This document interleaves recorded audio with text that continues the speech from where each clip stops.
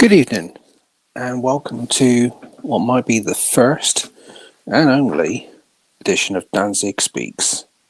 Who am I? I'm Danzigg1979. You might be familiar with Danzig.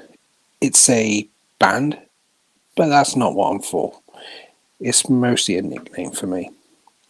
And who am I? I'm just like you, just a fan. And if you're a frequent visitor on silabdul.com or small screen, you'll probably see me in the chat comments popping up now and then. And I would also say, if you're after some quality shows and content, you won't find it here. Visit places like silabdul.com, small screen, geekosity. All these people can do it far better than I can. I am merely a novice. But here goes. So, why am I doing this? Why am I putting myself on YouTube?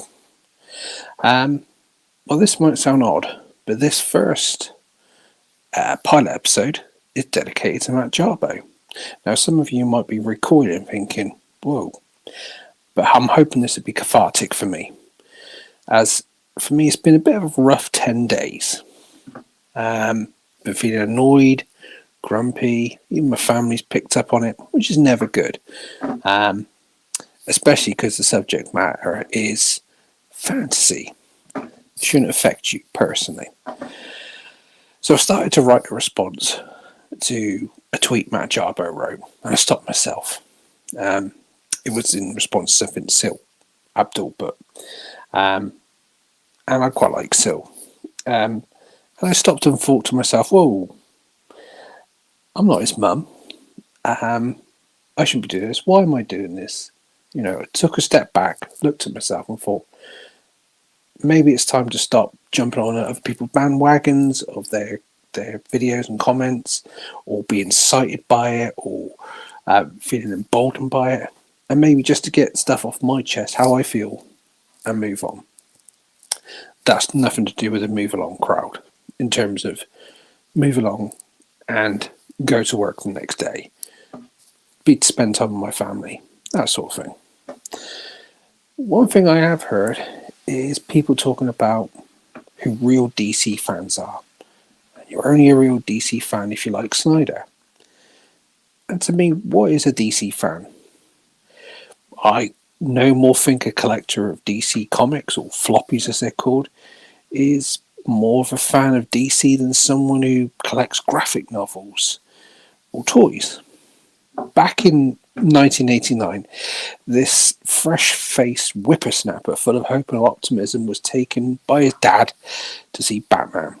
I was 9, and the film, if I recall, here in the UK, was a 12 certificate. My dad got me in and watched the film. Something happened when the credits rolled.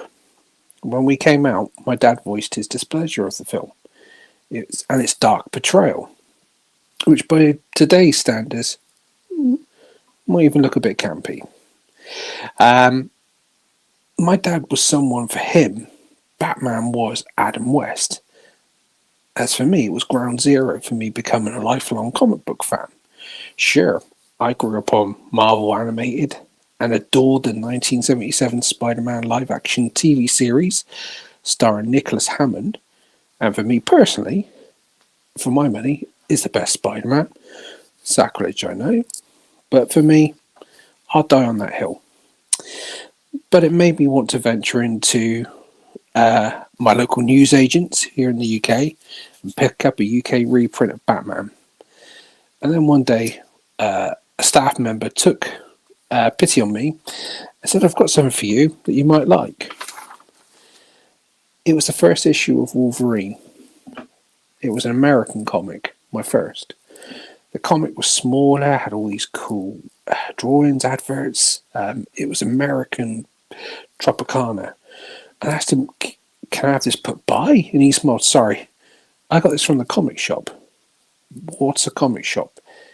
He smiled and told me what a comic book shop is and where it was in the town. And the rest is history. I had to go there. So when I have people complaining about Keaton and his portrayal coming back as Batman. I can't hate it. Sure, I think Affleck is the best, but much like every generation has their favourite Bond or Doctor Who, that means something to them because it represents, when they think back, it takes them back to a time when they were young. Keaton was my Batman. My dad's was Adam West. So let's get to the real story here, the meat and potatoes. Restore the Snyderverse. So, full disclosure, I love Man of Steel, Batman vs Superman, and Zack Snyder's Justice League. As you have seen, 1st of January, Grace Randolph drops a story how Ben is done and he's not coming back. And to give the new DCEU a shot, and basically to move along. This provoked an epic Twitter war, the likes of which compared to the Battle of Helm's Deep. We have on one side supporters standing their ground, digging their heels in, using the hashtag, and yes, some of them often resorted to trolling. Also, it brought out those that didn't like the Snyderverse, or just straight up were fed up of people constantly spamming the hashtag and poo-pooing anything non-Snyder. I've seen boycott WB trending, and honestly, am I not going to see Black Adam? Am I not going to see the Batman? I have to be honest, no. It's at this point, dear listeners, that some of you may have decided, I'm a shill. I'm not a shill. I'm a skiv. and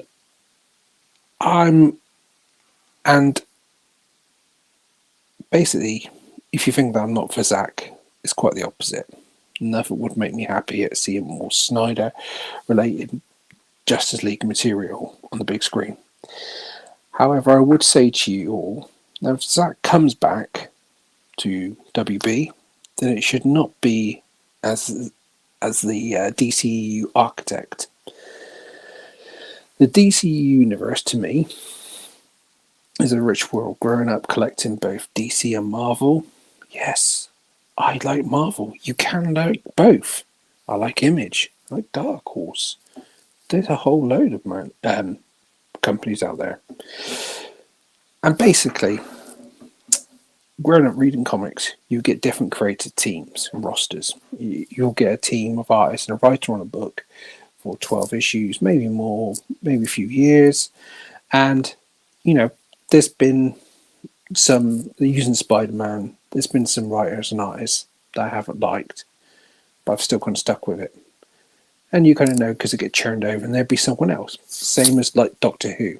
At the moment, for some people, they didn't gel with Peter Capaldi. They didn't gel with Jodie Whittaker. The good thing is if you wait long enough, it all gets reset. And the next person that comes along, you might like.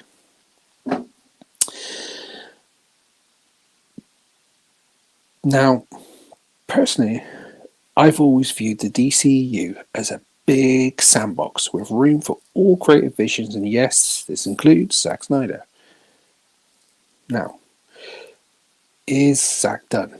And the move along crowd, as it's been dubbed. So as we know, Grace dropped a story, Ben's not coming back. Now, I've been following Geekosity's founder, Mikey Sutton, and reading his articles on his site, geekosity.com, and watching his appearances on shows on small screen with Ed Lauder and James Simon and Clint Baker, on Sil Abdul, on Midnight's Edge, Pete's Basement, and even on Matt Jarbo's Free Buck Theatre.